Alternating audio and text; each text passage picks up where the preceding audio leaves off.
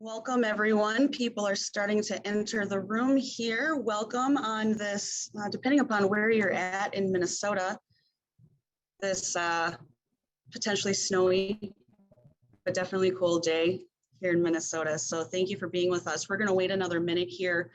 We have over, 200 people registered for this webinar. And so I want to make sure that as many people get in as they can before we get started.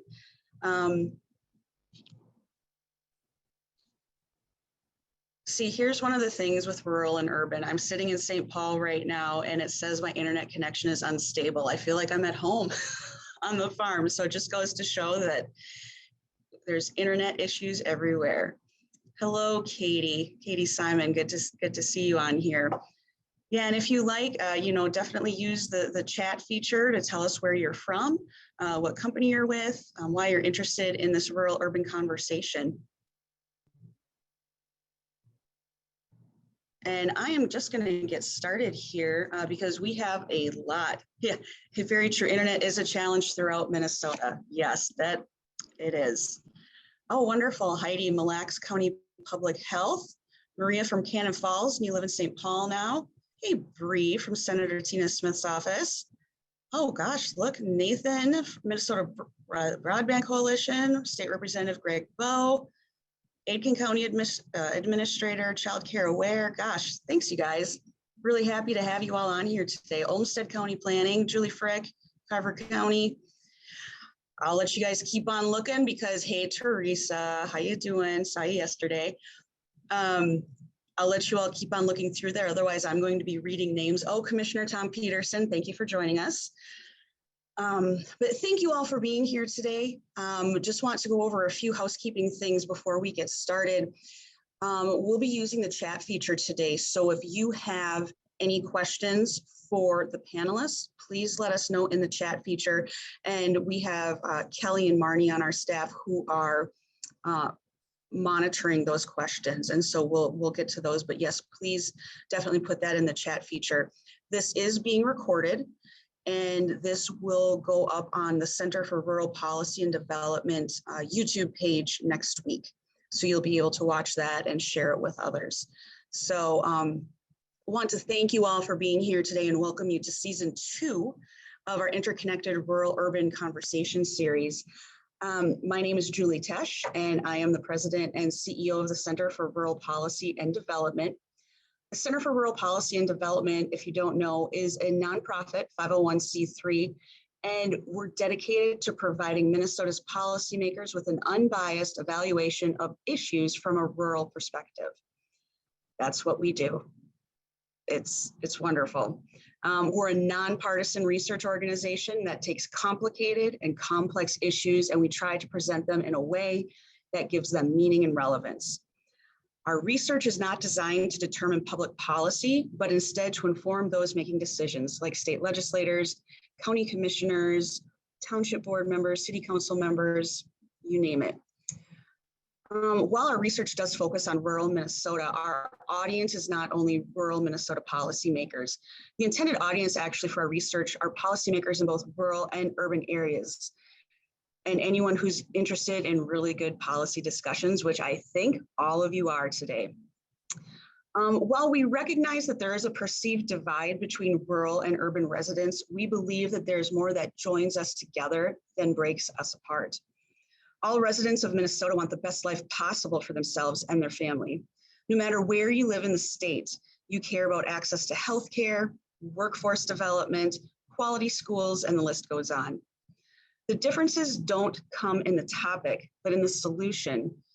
And that is where the good policy comes into play. What may work well in St. Paul may not work well in Redwood Falls or Thief River Falls for the simple fact that the populations are different. We need to start looking at forming good policy that is not just a blanket policy for the whole state, but provides nuances for diversity of place.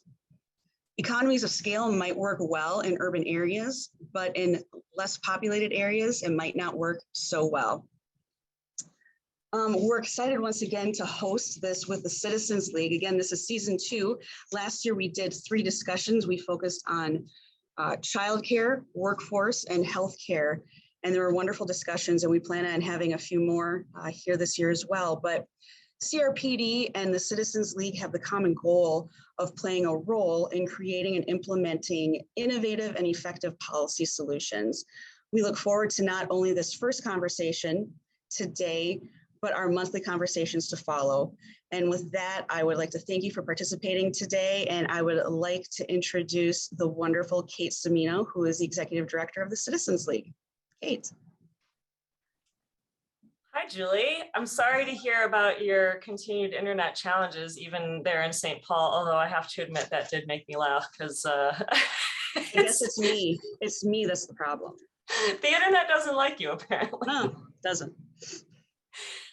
Well, I'm really enjoying seeing everybody's messages come in the chat. It's really good to see so many folks here. So it's been really fun to read as they come in. And we're just thrilled with the turnout today. Really excited to have folks in the Zoom room with us for this great conversation. And it's snowing here in Minneapolis right now. So I'm sure we need some more of that. I hope you're safe where you are. Hello, my name is Kate Cimino, and I serve as Executive Director of the Citizens League. And I've been in this role for about 1 year and 5 months now. So while I am still fairly new to the League, the Citizens League is nearly 70 years old, and we are a nonpartisan, nonprofit organization. And we believe that a healthy democracy and thriving communities, first of all, truly depend on people, all of us, but specifically people who have the ability and opportunity to engage in solving public challenges, to engage in public policy work. So at the League, we are committed to and we aim to bring together people of varied and different perspectives and create that space where people of different perspectives can engage. We support people in pathways to getting involved in public policy, particularly those who may not have had an opportunity before or who have historically been excluded from policymaking circles.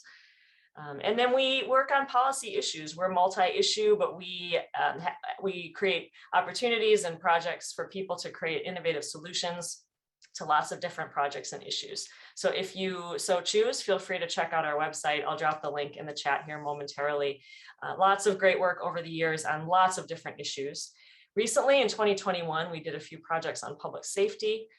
We are looking now at other projects around candidates and who's running for office, some work on piloting some faster engagement opportunities for people to engage more quickly in public policy solution making.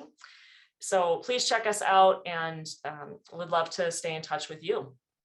We are based in the Twin Cities, and a lot of our work is in the Twin Cities, but we also have projects and efforts that happen statewide. And one program that you may be familiar with at the Citizens League is our Capital Pathways program, which provides paid internships for students of color or Indigenous students to work at the state capitol in lobbying, legislative, advocacy, or government roles at the state capitol. And that program, interestingly, typically was Twin Cities, but with more of a virtual world that we've all been living in these past 2 years. This year's cohort of students has more students from outside of the metro area, from greater Minnesota as well.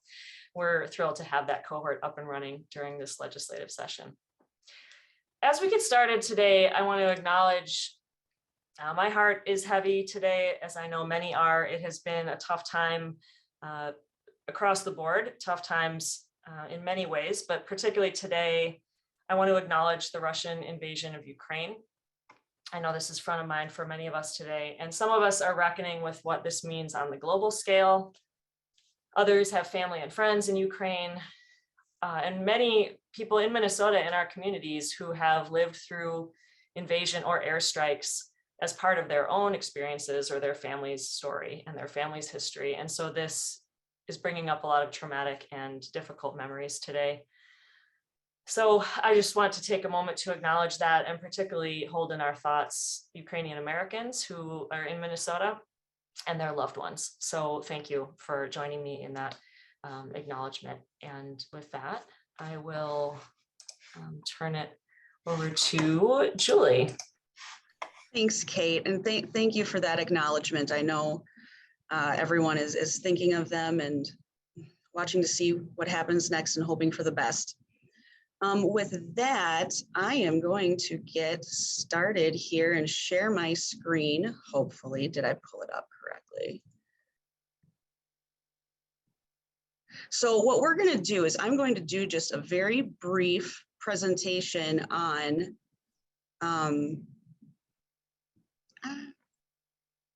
Kelly, help me. I'm going to do a very brief presentation here. You want me to put your presentation up? Oh, no, here it is. Found it. Oh, good. So the internet doesn't like me in technology. I'm inept. What do you do?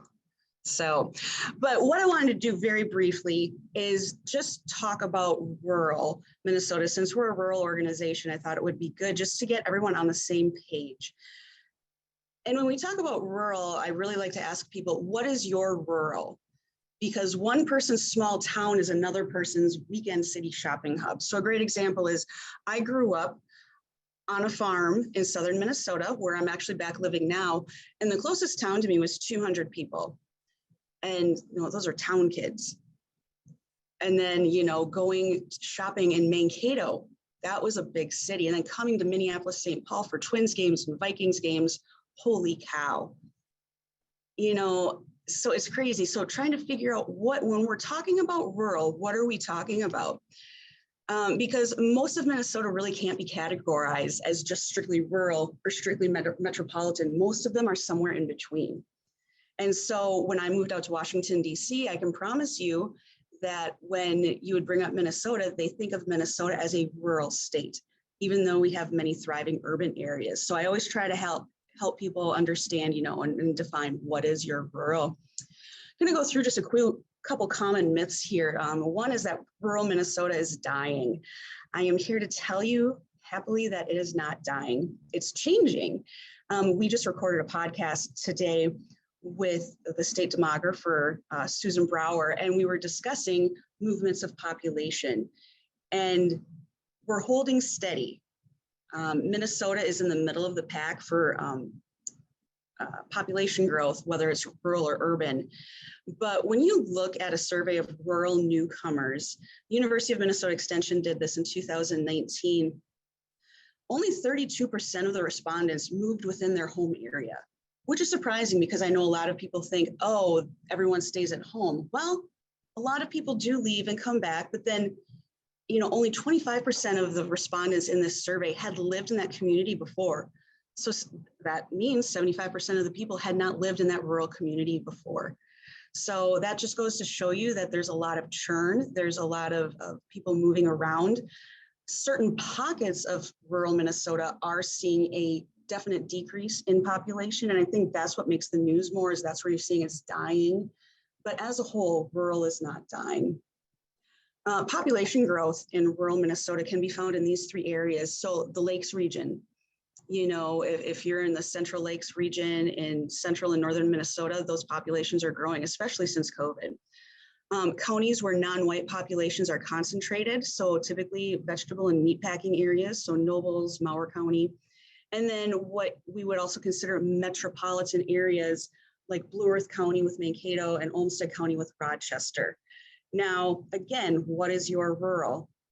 Those are regional centers. And so I encourage you to go and go to our YouTube page and check out some of our videos where we try to describe what is rural, because it depends who you are.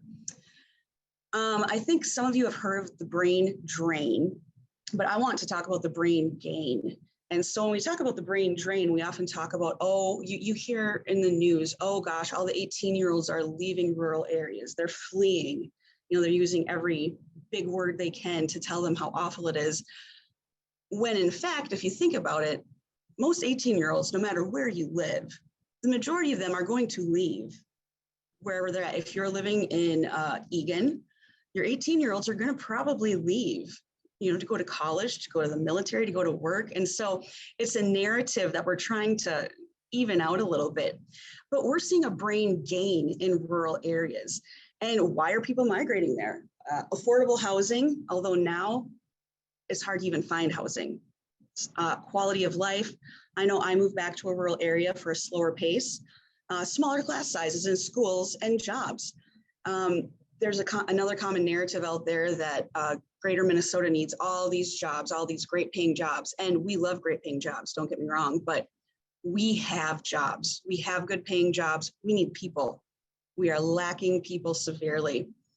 And this is just a quick chart here showing in-migration of 30 to 49-year-olds. So what we're seeing is the brain gain is from 30 to 40, the ages of 30 to 49, when people are starting a family, wanting to settle down, they're coming to these more rural areas, and they're bringing with them their wealth of experience, their education, their knowledge. And with the internet working most of the time, we're getting to have some great new people in our communities. So there's a brain gain going on in rural Minnesota as well. And, rural has challenges just like everyone else, but I think we have shared challenges. Like I mentioned earlier, whether it's housing or employment, schools, public safety, healthcare, childcare, reliable internet, but there are also opportunities. And that's, I think, where Citizens League and where Center for Rural Policy and Development comes in, is trying to, what are those opportunities? And for those of you that are in urban areas, I'm guessing that these are the same challenges and opportunities that you have as well. We all care about these things, but it's in the nuance of public policy. How do we manage that, and how do we make the best decision for our people in the state? I like to use this picture here of, this is Minnesota's groundwater zones, and Minnesota is a big state, as you all know. From one corner to the other, we're a very diverse state, and likewise, policy needs to be nuanced and varied as well.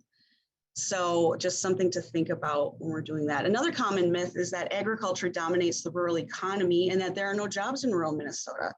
And while agriculture is a very important part of the economy in Minnesota, manufacturing and healthcare are just as important and have just as many workers in there. Another common myth that we often hear is that rural Minnesota is all white and all the same. And that is changing, and changing quicker and quicker every day. We've been diversifying as almost at the same rate as the metro. And you can see here, I won't go over this too in depth, but in certain pockets of Minnesota, areas are changing with BIPOC and people of color. And it's in those meatpacking, vegetable processing areas as well. The number of languages spoken in some of our school districts, if you go to Austin, it's phenomenal, the work that the city of Austin is doing with their new immigrant and refugee populations and the diversity there. So I just want to close it out for when we're talking about, and I know this applies to urban as well. I've lived just as long as in an urban area as a rural area, but be specific about your rural. When we're talking, when you're talking about rural, what is it you're talking about? Are you talking about a town of 200? Are you talking about a town of 50,000? Are you talking about a whole region? What is it? And then also ask others, what is their rural? Tell me about your specifics so that we can make sure that we're talking on the same page. And then also I like to remind people that remember that we're dealing with people and not places. We often hear the vastness of rural Minnesota, rural America. People live there. And so just something to always think about that I talk with people. So with that, I am going to quit sharing my screen. And hopefully you found that somewhat helpful. And I will also mention on our website, ruralmn.org, we have all of our research. Like I mentioned before, we do research on rural topics. We have a report coming out on rural EMS coming out here in the next month. And so that's just one of many reports. So I encourage you to check that out. But I am pleased to hand this over to Christina Palladino. Thank you for agreeing to do another season with us of Interconnected. Christina is a senior principal for Park Street Public. And previous to that, she was a journalist, Fox 9 here, KMSP in Minneapolis, St. Paul. So very excited to have her moderating again. And I'm going to turn it over to you, Christina. Great. Thank you so much, Julie. That was a really great presentation and overview of what we're about to talk about for the next 45 minutes or so. So as Julie mentioned, my name is Christina Palladino, Senior Principal of Public Relations and Communications at Park Street Public, and it's really a privilege to be asked to be back moderating the second season of the Interconnected Conversations series. We are going to talk more in depth right now, building the understanding between rural and urban communities. So you all heard from Julie, as well as Kate Cimino from the Citizens League. I'd like to introduce our third all-female panelist now as well, Benya Kraus. Benya is the Executive Director for LEAD for Minnesota. She calls a home fusion of Waseca, Minnesota and Bangkok, Thailand. After graduating from Tufts University in Massachusetts, she realized that little infrastructure and cultural narrative existed to bring young talent back to small towns, rural and economically distressed urban communities, particularly to engage in public service. So she went on to co-found Lead for America, a national nonprofit that supports young talent in returning to their hometowns. Benya, thank you so much for joining the panel this afternoon. Yeah, thanks for having me. Love this group of ladies. Yes, absolutely. Well, let's kind of get into it. This is, we're setting the stage here for our second season of the Interconnected series, talking about a very wide topic with, many different perspectives that we could go down. My first question is, why do you think the term urban-rural divide sometimes describes a divisive narrative in policy and politics based on geographic differences? Kate? That was I was like, oh, I'll let Julie and Benya start with this one. Thanks, Christina. It's unfortunate that a lot of the narratives right now that we see being used in the public space and in politics are based on fear and are based on othering and carving out, this is what we stand for, by setting aside us from some other. And unfortunately, it has come to pass that the rural and urban is one of those separations that I believe is being used as a narrative to set up against some other and to create some urgency and fear. And that's not a positive thing. And that's an unfortunate development. I'd be curious what Julie and Benya think about that and how you see that playing out. Yeah, Benya, any thoughts on, why sometimes when you talk about urban rural, it sometimes pits them together when it really shouldn't? Yeah.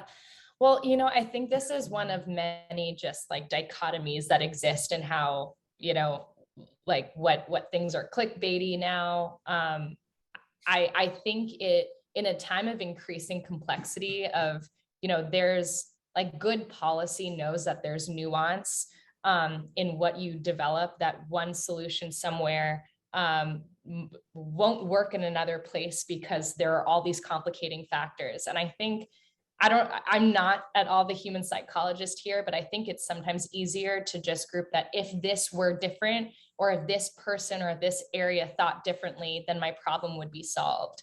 And I think that's it might feel like an easier approach to complicated challenges, but I think the easiness does not translate to what is most effective then. And what comes with the easiness of painting, large swaths of the country of these generalizations of who they are, it in some ways allows us to like start dehumanizing the people that are there. I love, Julie, what you said, that we're talking about people and not just places. I think place shapes the person so much, but it can't come to the extent where, by being particular about the place, we also, I think, out of that get particular about the people, that there's not one type of like archetype or set of like human values or behavior that can be generalized for a whole swath of the country. Yeah. Julie, would you want to weigh in more on what you were saying before in your presentation, people and not places? Mm-hmm. Absolutely. And I completely agree with both Kate and Benya. And bottom line, I think it's easy.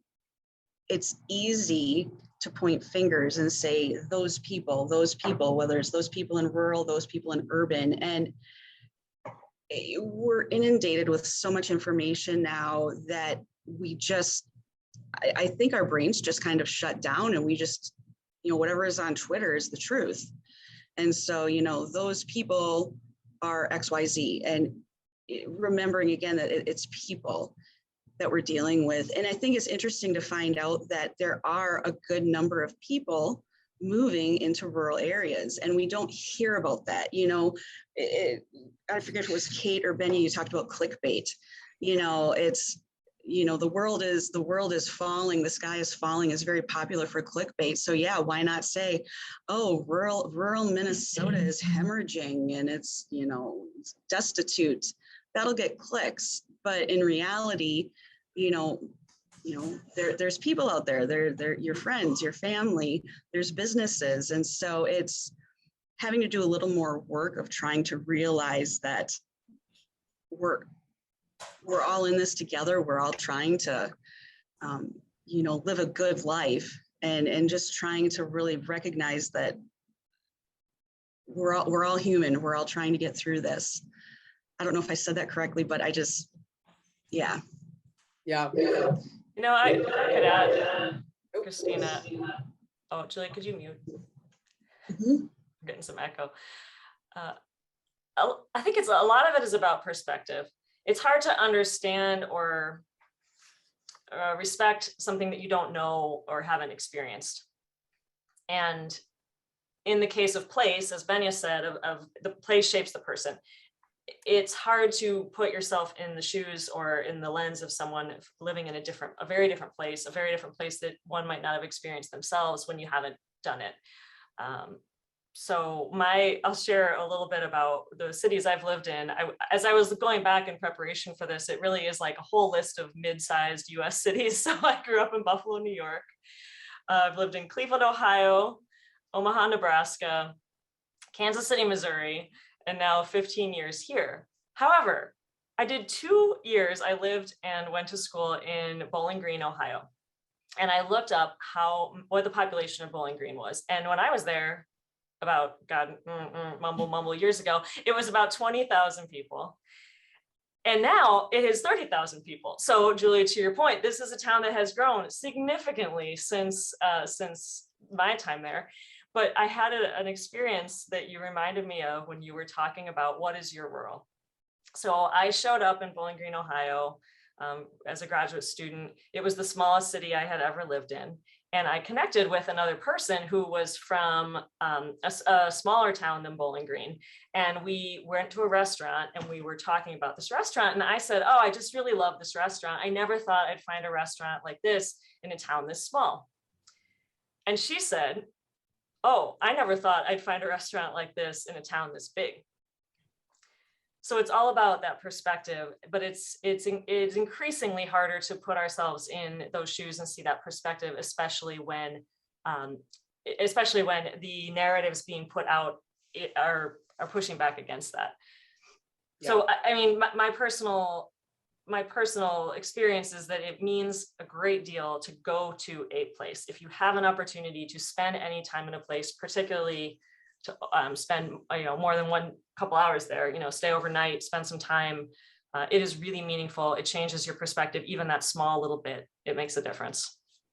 Yeah, for sure. Patrick Moore here has a really good comment. And again, I encourage people to send, any sort of comments or questions as we go. He says the urban versus rural frame has a long history dating back to Farmers Alliance and nonpartisan league days, if not before. It should be expected that it'll be used as a wedge issue because the perspectives and disparities are real. The focus needs to be on identifying common needs and advancing those together. I like that. Benya, can you talk a little bit more about your vision for Lead for America? I think you have a really fascinating, background and story. And, as Julie was saying in the presentation, this whole brain drain versus, brain gain argument, I think you can speak to that and why there's a lot of young people, young families that are choosing to, go a little bit more rural, or they have some more property and land and kind of space out. That seems to be really much the trend right now, especially during the pandemic. Yeah.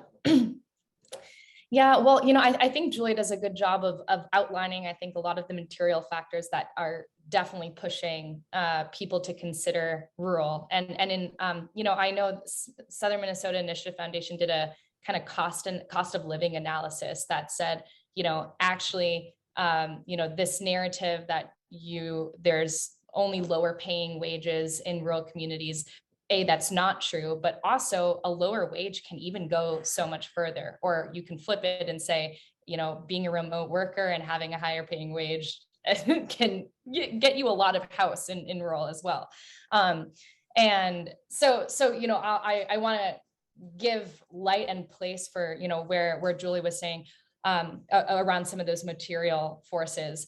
My work with Lead for America is also, in addition to those factors and trying to highlight and amplify, that exists, is also trying to capture this cultural narrative of where do we determine is, a successful place for, a young person either graduating directly out of college or a few years out as they're thinking about where do they want to make their legacy.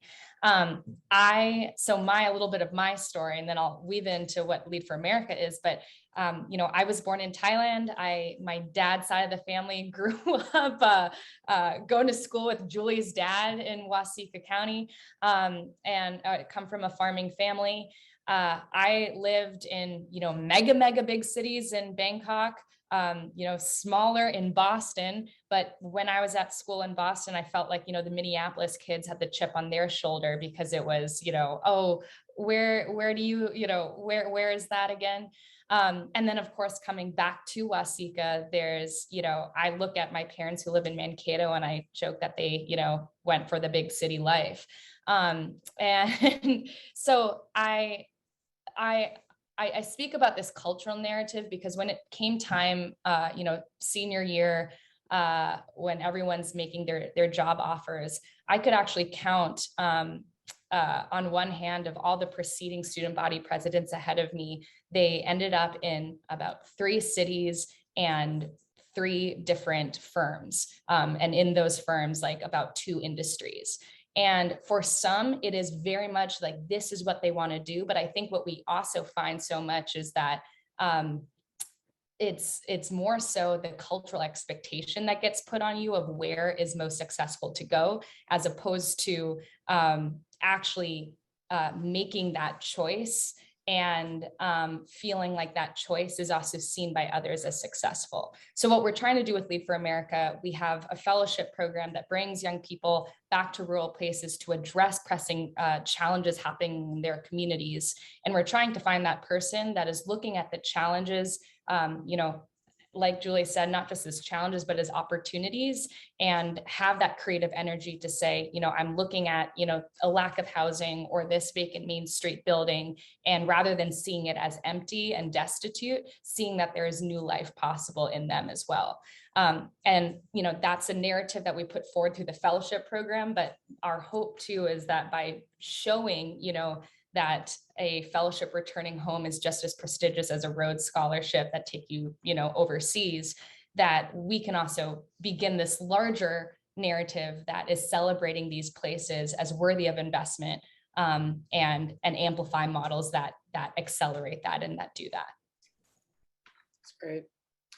Well, let's talk about trust. Many believe we are seeing a crisis of trust right now, especially in government and oftentimes the media. How does trust show up in small town, rural area dynamics versus larger cities? Who or what do people trust? Julie? Oh boy, you're asking these loaded questions today. You're not going easy. Who do people trust in rural areas? They trust the people that they have relationships with. And in a smaller town, it's the people you go to church with, it's the people you might see at the cafe. It's those types of, with common backgrounds and common interests. I think that's where they develop trust. With online, I think people are developing trust, unfortunately, with people who they think they're like-minded with, but they're not, and they might not necessarily be rural, but we tend to go into our own little pods of people, and it's hard to break out of that. Give you a little antidote of, yet read, they trust their local community newspaper. Yes, they do. They do. And I will actually speak to that. Where I live on my family's farm, I'm what Benya and her group calls a homecomer. So I grew up on my family's farm, went away for 20 some years into Minneapolis, Indianapolis, and Washington, DC, and came back. And I just love that word, homecomer, Benya. But it's interesting where our farm is, and my parents have always subscribed to all the local newspapers, and most of them are weeklies. But you know, we have 3 newspapers in our county. We get all 3. We now have, I think we get the Owatonna, the People's Press, the Mankato Free Press. That's a daily, and that's where you go to find information on what's going on at your school board, what's going on in your local community, because I think so much we're so glued to our computers and our phones, we don't even know what's going on. And I think you're seeing that come out in civic events. I know one of my coworkers, Kelly Ash, he's on the city council for City of New London. And people were upset about, I forget what it was, and just the basics of understanding how rules happen and how you don't get to vote on everything, how you elect people. You know, if they would have probably read their local newspaper, they maybe would have figured out what was going on. But yeah, they trust those people. Now, I will say, with the brain gain coming in, you know, I can honestly say, myself as being gone for over 20 years, I'm fortunate that I have friends already there. I know people, but I definitely know that people looked at me very questioningly when I moved back, like, oh, who does she think she is, coming from the big city?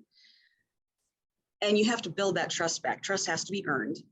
And but with brain gain, there's a lot more people coming in that have different experiences. And so it's trying to figure out how we can meet new people and find out, I think the most important thing is finding common ground that we can learn to meet each other and learn about each other's experiences. And we just don't have that as much anymore.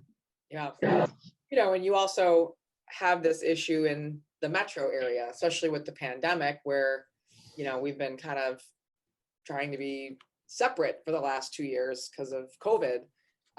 You know, I've heard lots of stories from people who moved here to the Twin Cities, the metro, and, you know, it was really hard to make friends and meet people. So you definitely have those same issues, you know, in rural as you do in the metro, Kate.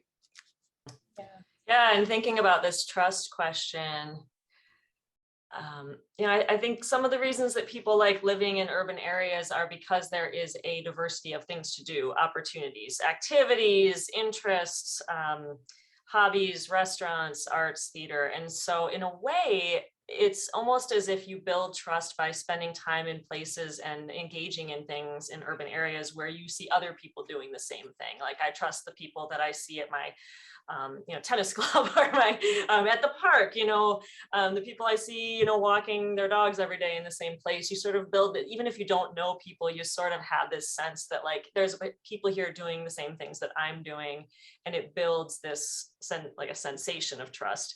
At a basic level, trust in relationship is the strongest kind of trust. And in the experiences that I've seen, both at Citizens League and in other projects and roles in the past, trust that is built through time spent together, working through building a relationship and working through things that you may disagree, but you kind of forge some understanding around. Like, that is a true form of trust that that can't really be replicated, and certainly can't be replicated on social media. Yeah, and you know, I love this. So I'll go to my like urban studies nerd out here, but there's, you know, this concept of the third space, of what are those places where people intersect and out of, you know, just happenstance. And when you have more of those spontaneous running into each other, there is actually literature that also shows how that enhances civic trust. You know, I want to share maybe some like material things or examples or organizations that I think have been doing a really good job at that. You know, what most comes to mind right now, where many rural communities or communities everywhere, applying for these Main Street revitalization grants through deed.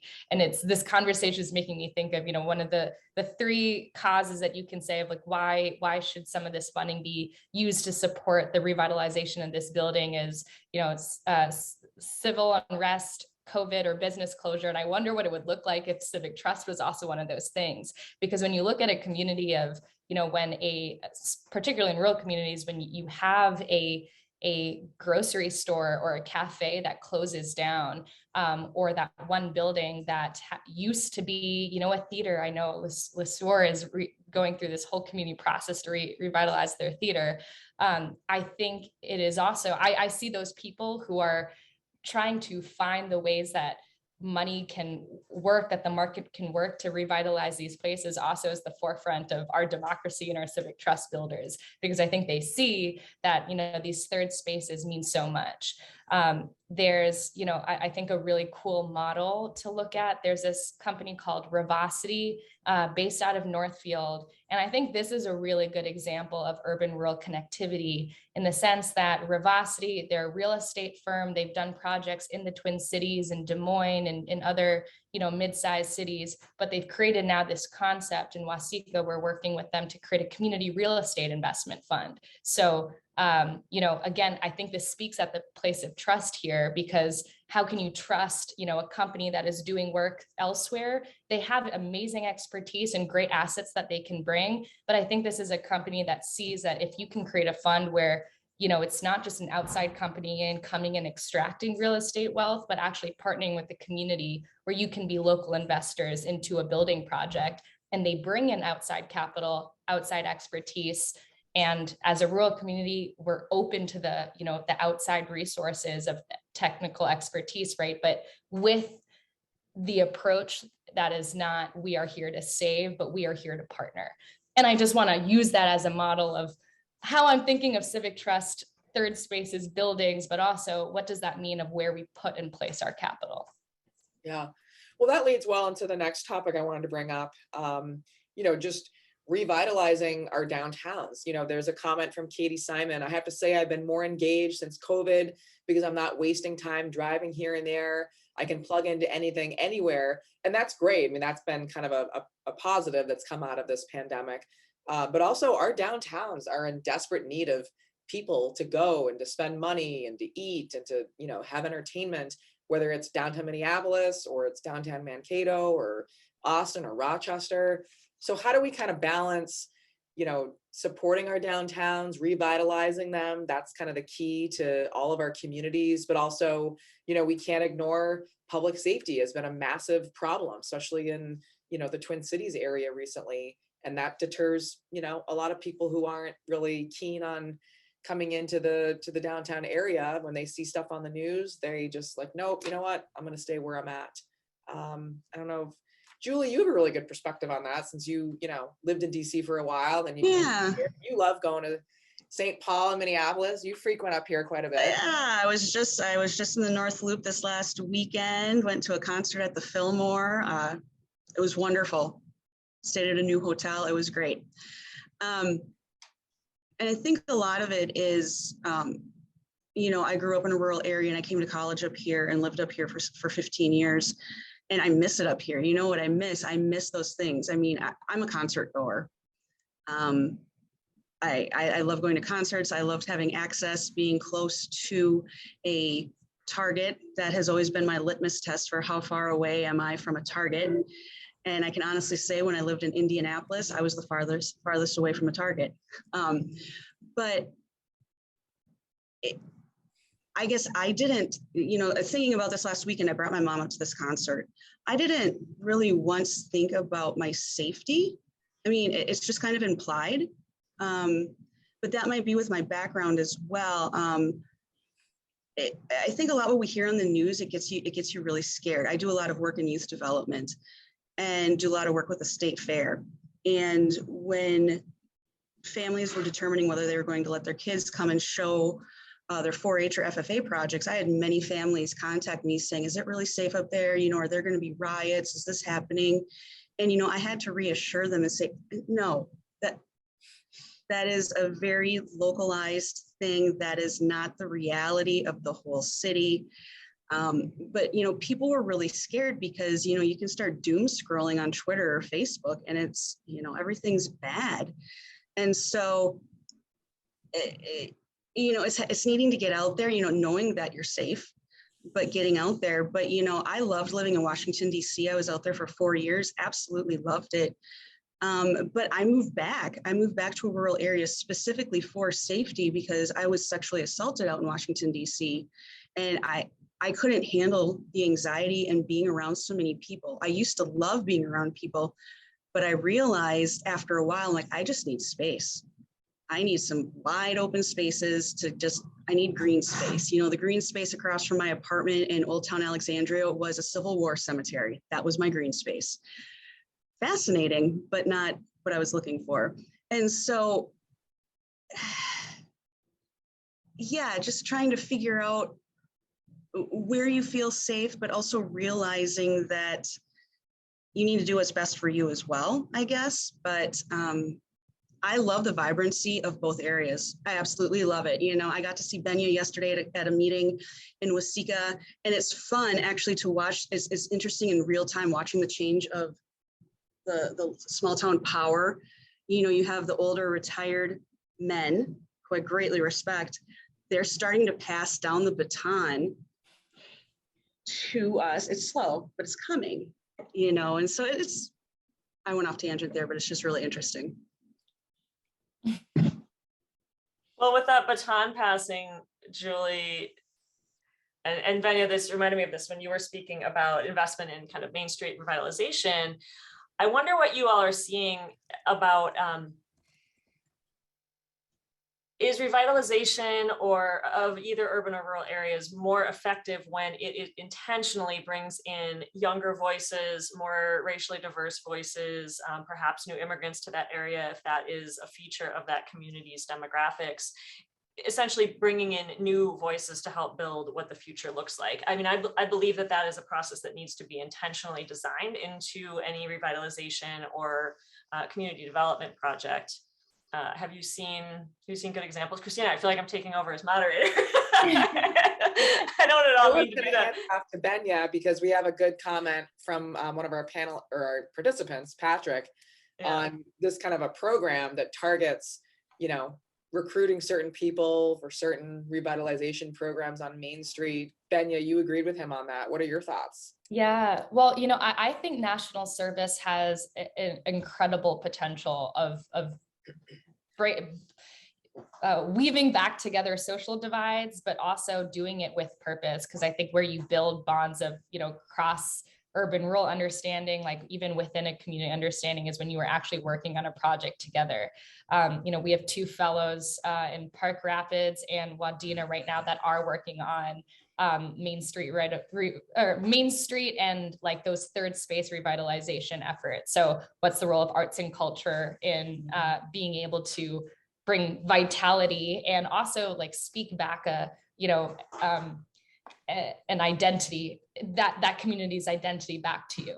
And I think, Kate, to your point of when your community identity is shifting, both like by the people, the demographics, you know, I can understand the feeling of fear.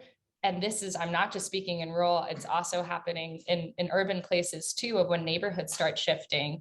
And what is very cool, I think, about built infrastructure is that they are designed by people. And I think with that, they have the power to reflect who this community is and who it's becoming in a way that can celebrate it, right? Of when you give real estate, it is like land is, you know, power and access. And when the land you have and the land you build, the buildings you build reflect the changes in an inviting and celebratory way. I think that also changes our subconscious of how we think about those changes. You know, when you can see a cultural group building, you know, a new restaurant or a new grocery store, there's like this exchange of when you give and build things and see this community worthy of investing into, I think it humanizes the other because you see that community also, you know, being reflected on who this place will become. So that's my like high level thinking of that. And yeah, I know we're talking about revitalization and trust. And I think there's, such a intertwining of those things. Yeah. Can I just interject here quick, Christina, thinking of younger people and different communities. I'm seeing more and more younger people that are maybe, whether they were from a rural area before or not, that are seeking out leadership opportunities. And our rural areas need leaders. We have an aging population we all know about. We don't have the population for jobs, and we certainly don't have population coming in for leadership positions, whether that's on city councils, county commissioners, the local library board, whatever that is. And so you're seeing more and more young people coming in being hungry for those experiences, which is wonderful. And we really need to make a way for that to be more common, so that, our rural and our urban communities, because it's an age thing, it's not rural or urban. We have an aging population, but how are we going to make sure that the things that we've built over the years that people do have trust in, how are they going to sustain? And so, like I said, I always tell young people, if you want to get involved in leadership right away, hey, come to a rural area and jump right in. Yeah. Well, I'd add, as municipalities and entities want to get younger people involved, it might be a time to take a look at what days are those meetings and gatherings, what time of day are those meetings and gatherings. If you want to have high school students or college students involved, or young parents with families, meetings at 10 a.m. on a Tuesday for someone who's working a full-time job might not be feasible. Meeting might have to provide childcare, that type of thing. So just structural barriers that prevent different voices from actually getting involved in the process, and ensuring that those are not just being intentional, ensuring that you're not taking for granted that everyone can come to the meeting or the opportunity when it's being held. Yeah, I like that, Kate. I mean, Julie and I were talking earlier, we're seeing a lot of, women lawmakers stepping aside after redistricting in the, legislature. Obviously a number of reasons, but I can imagine if you have kids and, you just can't do it all. So exactly, not everybody can make a 10:30 meeting on a Thursday because they have either childcare issues or, a job to attend to. I kind of want to, this question from Nathan in the chat makes me think about, the issues of broadband and rural, and does that kind of impede younger families moving there, whether it's e-learning, telehealth, being able to work from home effectively and participating in multiple things, whether it's a job or signing up to volunteer in different organizations. What sort of policies, he's asking, what sort of policies do you see as getting us closer to connecting all households in rural Minnesota with much better broadband?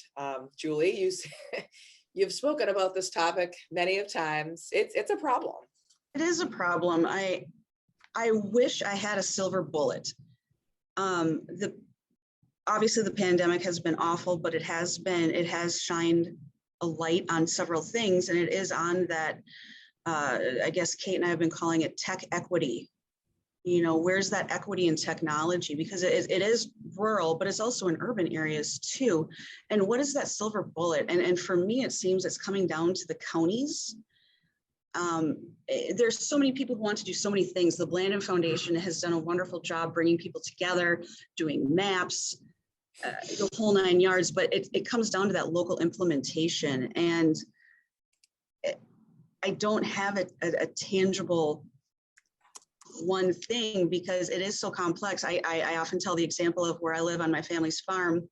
We're in the southern part of Waseca County. About 5 miles south of us, my dad's childhood friend lives and farms there. He has full fiber broadband out on the farm. We do not. I function off of a satellite, and if you've ever been on a webinar or a podcast with me, you know that it gets very frustrating because it kind of goes in and out, which is why I'm in St. Paul today to do this. But it's that distance of place. He has a completely different provider that put in, I think it's Bevcom, I forget, but that put in that fiber. Where we're at, we don't have that. And so it really is by place. You go up in northern Minnesota and the Paul Bunyan land area, you have wonderful internet access. but it's very spotty. And so I wish somebody could come up and help us figure out what is that silver bullet that we can all get connected. And bottom line is, I think we have to look at internet as a utility, just like electricity. You know, they did rural electrification. I think they need to do rural internetification, if that's not a word, but we'll say it is. Julie, I'm taking your cue on asking you, what is your rural? Could you describe what you described with Paul Bunyan land? What is that region that you were describing? Paul Bunyan land, so like up in the Brainerd, Aitken, actually Paul Bunyan land is, it is a telecommunications company up there. Okay. In that neck of the woods, Bemidji, Thank you. in that area, yes. Yeah. And Kate, you know, we've heard stories of, you know, students, you know, living in the inner city, or just students that don't have access with e-learning and having issues getting a laptop to log in, or, you know, so like Julie was saying, it's not just a rural issue, it's certainly a metro issue as well. And kids who, you know, are underprivileged and underserved. And that's a major problem. It's going to widen that racial, you know, learning gap, health equity gap. I mean, there's so many consequences to this. Certainly, tech equity and access to devices, internet, the ability to participate in learning, either in K-12 or college, or to do work remotely, is not just a rural or small town issue. I mean, that is definitely a metro issue as well. Benya, is this something you're hearing from young people that are moving back, that they're having issues with this? Yeah, absolutely. And kind of in response to, you know, our first few cohorts, we're all addressing or experiencing the lack of broadband connectivity in some way. You know, we have a fellow, James, up on the Mille Lacs Reservation, and he was doing language revitalization work, and realized that to revitalize the language, they needed to have also strong enough broadband connectivity, where, especially during COVID, where you know, they had the potential to lose so much time around, you know, a language that is, you know, not as robustly being passed on from elder to younger generation, that in order for him to do his work, to transcribe the language from the elders and to be able to distribute it to the rest of, you know, the youth and young people, he needed both, you know, digital literacy among elders and young people, and then also needed to address the fact that many of the young people were trying to call in from their car and trying to get the hotspot off of, you know, a fast food station somewhere else, right? So anyways, I say all that because from those experiences, we launched this past year a track within our fellowship program called the American Connection Corps, in partnership with Land O'Lakes and 19 other corporate partners. And we had 50 fellows across 16 states working on projects, whether it's broadband development, of helping to, you know, wrangle all the townships that have ARPA funds and get them to come together around a, you know, a common map and build out plan, or in the inner city areas of doing, you know, bringing PCs for people to their communities so that they can give out affordable devices. And in those 50 fellows, 60% are rural and then 40% are urban. So just within the makeup of that as well. And you know, our pilot cohort saw that this is not just a rural issue, it's an urban issue, and it's a United States issue. Yeah. Yeah. And, you know, whether it's, like I was saying, e-learning, or, you know, with COVID, especially if you have kids, a lot of times now they're requiring a telehealth visit with a pediatrician first before you can just go into a clinic. We know in a lot of parts of rural Minnesota, you know, clinics, whether their hours are kind of strange or they're just not available. I mean, that's hard on parents who are trying to work and balance it all. So, I mean, it encompasses every part of our life not to have good broadband access. It really does, Christina. And I'll also add, you know, I think of our older population, our baby boomer population and older, you know, tech literacy for them. I think of my grandmother who's 90 years old, and she used to have a computer, but she doesn't anymore. You know, and so doing telehealth would be, she would not like it at all. You know, we would do it if absolutely necessary, but we're having people age in place a lot more. whether it's urban or rural. We're encouraging people to age in place. And so trying to figure out how to get them connected so that they can get their resources is something we have to really be thoughtful about. You know, my grandma's fortunate, you know, she has family that lives close. We can get her groceries and whatnot. She's still at home, but most people her age might not have that, or they don't have the technology to be able to do that telehealth. So if something bad does happen, what do you do? And so yeah, telehealth is a wonderful tool, but it's not the only tool. Yeah. And Jane Peck says, you know, Minnesota just received its large share of the infrastructure federal monies. This is the time to write to legislators about where you'd like it spent, as in digital infrastructure. I like that. You know, shifting to kind of another aspect of, you know, more families choosing rural over bigger cities, and even those who stay in bigger cities, childcare is a massive issue if you want to work. You know, some of us are lucky enough to work from the home, and so you kind of make it work, but even then you're not getting a lot of work done with kids running around at home. Just talk about, you know, the expenses. It's expensive in rural, it's expensive in the urban areas.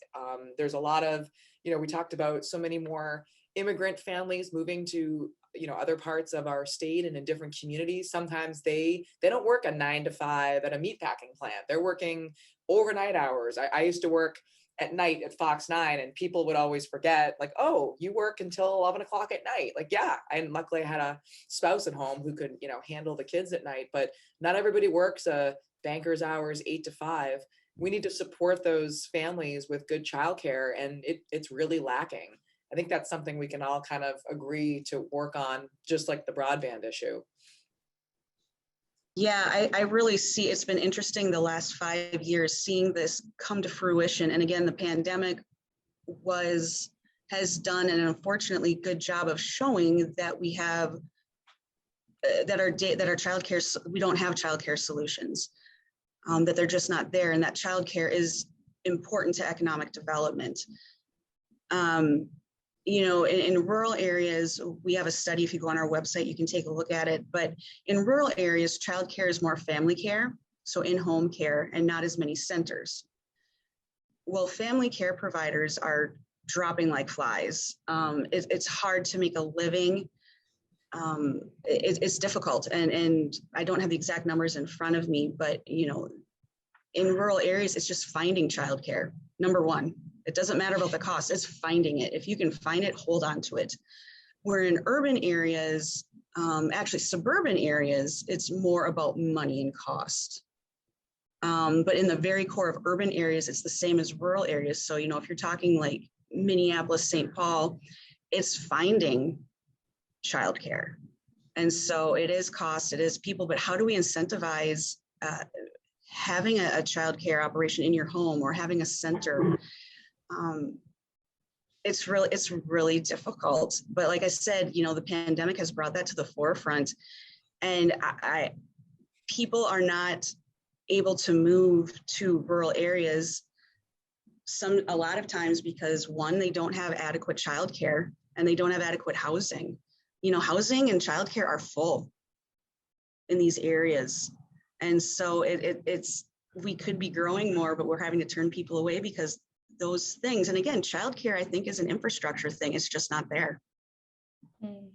I also think it's a human like capital thing too, because, you know, for such a profession that everyone needs, childcare providers sure don't get paid very much.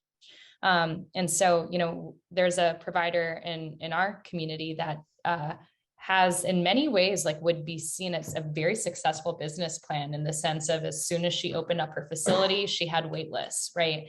And you know what other there's few other businesses that can say as soon as you open, you have all your slots full, you know, you are meeting and exceeding demand. And yet the bottleneck, and I see this both in rural and urban areas, is that, you know, we're not generating from our, you know, colleges enough people going into childcare. Or if you're in child development, then you're looking at the different jobs available to you. And we have to make a case and incentivize and celebrate that childcare providers are like essential workers for our communities. And how can we put the dollar sign also to acknowledge that? Yeah, just wonder, because this is really hitting a nerve here. Claire Sanford, childcare must be viewed more as a public good and supported as such, not unlike public schools. We all benefit from it, whether we as individuals use it or not. It's skilled and difficult work that is typically low paid and not respected, even though costs are more than parents can afford. There was another one here, Anna Snyder. We have daycares and centers closing left and right. Currently within about a 40-mile radius, daycares either do not have openings or have a minimum 1 to 2 year wait list. That's crazy. We have individuals that are thinking about having children that are trying to get the funds now to put down a $1,000 deposit just to hold a spot. And then that, you know, really, let's be honest, it impacts women the most in the workforce. You know, women are usually the ones that decide it's just not worth it. I'm just going to stay home and we'll figure this out in a few years when it's time for the child to go to school, like kindergarten. Yep. So a few years ago, prior to COVID, when I was working at the University of Minnesota at the Humphrey School, we convened a project over the course of about 1.5 years where we had a team of folks from different parts of the state, and we traveled around to cities Marshall, Chisholm, Thief River Falls, and Austin, and hosted conversations about older adults in the workforce. And this was, again, before COVID, before we were seeing the really dire employment challenges that employers are seeing now. And even at that time, one of the main messages that we were hearing was that many older adults, in many cases women, who otherwise would be in paid employment in their community, were providing childcare for their grandkids or grandnieces and nephews. And I can only imagine that this situation is exacerbated now with increased childcare crisis, and then employers are looking for people to hire, and many of them are out there providing childcare. Yeah. Yep, this is something that is on a lot of people's minds, and you know, they want some things done from the legislature on this, you know, both locally and federally too. It's interesting. We, Marnie Werner, my coworker, our head of research, actually presented at a hearing this morning in the House Early Childhood Education Committee. And, you know, the data's all there. You know, the information's all there, but it's trying to figure it out. And I know someone in the comments talked about, you know, all the regulations and all the loopholes to go through. And that's something that really does have to be looked at. And I think childcare has to be looked at holistically, because the system, if there is a system, but the system is broken. Yeah. Well, we only have 5 minutes left. I kind of wanted to go around the horn here and just have, you know, you kind of do a little takeaway about what you want to leave people with. You know, I feel like all these issues, you know, unite us so much more than they divide us, whether you choose to live in a more urban or rural area. Julie, I'll start with you. Yeah, I'm just excited that we've started this again. I feel like it's like my life's work over time. I didn't think I would be back in a very rural area until I was retired. You know, when I moved back to Minnesota, I thought that I'd move to St. Paul because that's kind of my second home. But I'm so glad I live in a rural area, and I'm so glad that I can bring prior experiences from living other places to my home area to share with them. And I'm glad that I can learn from them as well. You know, just the way of the world the last 10 years, it's been interesting moving home and listening to people on why they're either upset, why they do the things they do, and just trying to understand from their perspective. So I'm so glad that we were able to do this, and I'm really excited to continue this in the future with some more discussion topics. Great. Oh, is it me next? Yes. Okay. Gosh, yeah, thanks for this conversation. And this is the most lively chat I've ever seen as well. So I'm learning a lot from what people are sharing and the great ideas that are being posed. I'm gonna tap my hat off to Patrick for your comments of being able to give us a depth of perspective from what we can learn about in our history about rural urban connectedness. and ways that, this divide has been wedged in whatever's, the most pressing like political season that we're in, right? I think this conversation shows that there's so many challenges that we both commonly share together. And I suppose with my ending comments, want to lift up organizations that I think are really leaning into showing news and stories from across the state. 100 Rural Women did some amazing conversations in every region during COVID with women in rural Minnesota and in urban places. The Minnesota Women's Press too, I think, has done a really great job of really leaning into what are those rural stories.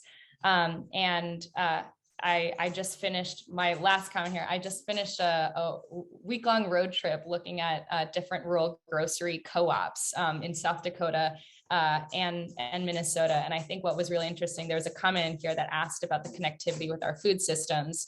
And especially when you look at the cooperative network, in South Dakota, there's 3: Sioux Falls, Rapid City, and Aberdeen.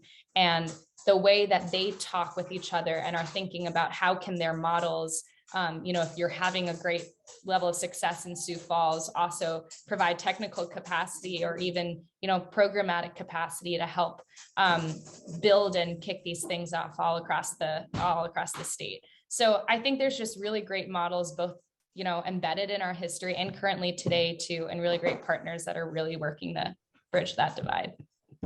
Great. Kate, you want to close us out? Sure. Happy to. This has been a great conversation with people I really respect and appreciate. So thank you everybody for the time. And I agree, very lively chat. I love it. That was really fun to engage with y'all in the chat. Couple things. One is that I love, Benya, that you had some advice on sources, things to look at and read, stories. That's something that I think those of us who live in the metro area need to do intentionally, is to look up some either news, blogs, stories, articles, websites that remind us that there's a world outside of the Twin Cities. I mean, it is on us to do that, because the information is certainly out there, and it takes a minute to look at it, but even just a little bit of that type of intentional reaching out beyond your own neighborhood, it makes a big difference. I like how Minnesota Public Radio, I think it's the Art Hounds program, when I listen to that, and they have like art features, some are in the metro and then some are in greater Minnesota, and every single time it is so cool for me to hear like a small town, and whether it's Red Wing or Waseca, just a story about some art or cultural or theater or visual art production. It's just a great reminder that, oh, hey, we don't have it all here in the Twin Cities. Second is that anytime you have an opportunity to spend time in another place or with people from other places and other perspectives, say yes to that opportunity. I like that a lot. My final thought, sorry, Christina. My final thought is just that all of us, whether we live in the metro or live in a small town or rural area, various size communities, we want to be heard and respected, not dismissed. And we need to respect that there are things that people appreciate about the place they call home. There are things they appreciate and love about that place, and things they don't. And if each of us who believe and know that could model that in our actions, our words, it could go a long way in modeling for others how we can bridge this divide. That's perfect. Well, Julie, thank you so much. Benya and Kate, really appreciate the way we kicked off the season 2 of this interconnected series. Again, Christina Palladino here. Julie, I'll hand it back to you to tease what's coming up next in the Interconnected. Yeah, thank you, Christina. This was wonderful. Yes, for those of you still on, we are going to be continuing our conversation, and we'll be doing another one of these interconnected series in about a month. And a couple of the topics that we're going to be focusing on this spring is talking about tech equity, so talking about broadband. We're also going to be talking about workforce, specifically in tourism. So when you're looking at downtown Minneapolis workforce and tourism compared to, the Brainerd Lakes area, what does that look like? It's very different. And then the other one, commerce, talking about online and Main Street, the effects of online shopping on our main streets in urban and rural areas. So I hope that you'll continue to sign up for these conversations. And again, they all will be posted to our YouTube channel. Thank you so much, everyone. Greatly appreciate it. Great. Everyone, thank you so much for tuning in. Have a great rest of your day. Bye-bye.